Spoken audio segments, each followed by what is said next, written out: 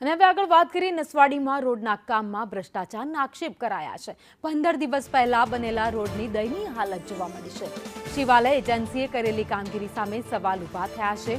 Agency કામગીરીમાં વેઠ ઉતાર્યાનો પણ આક્ષેપ છે।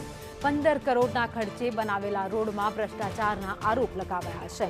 તો હરખોડ કુંડા પાસે 6 કિલોમીટરનો જે રસ્તો બનાવ્યો હતો તેમાં અત્યારે પોપડા ઉખડી ગયા છે, જેને લઈને ભ્રષ્ટાચારના આરોપ પણ છે। લોકોમાં રોષ પણ જોવા મળે છે। સ્થાનિકોએ વહીવટીતંત્ર સામે રોષ ઠાલવ્યો છે।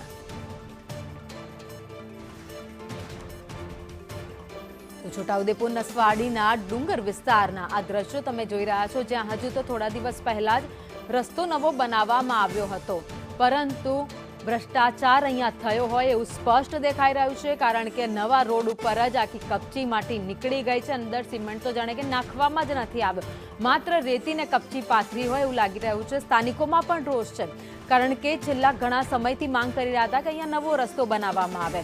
નવો રસ્તો તો બનાવી દીધો છે, પરંતુ રસ્તો એવો બનાવ્યો કે ત્યાં ચાલવા જેવું પણ નથી।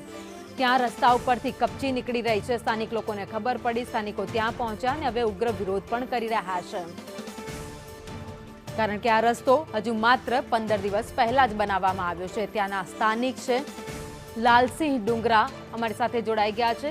લાલસિંહભાઈ, અત્યારે રોડની સ્થિતિ શું છે? લાલસિંહભાઈ, અવાજ સંભળાઈ રહ્યો છે? હાથથી જ ઉખડી જાય છે। ઉખડી ગયા? કેટલા દિવસ પહેલા બનાવ્યો તો આ રસ્તો? 10 થી 15 દિવસ જ થાય છે। 15 દિવસમાં જ રોડ ઉપર પોપડા ઉખડી ગયા? હા હા। અચ્છા, તમે કોઈને રજૂઆત કરી હતી? રજૂઆત તો કરી હતી, પણ કોઈ જોવા આવતું જ નથી। કોને રજૂઆત કરી હતી?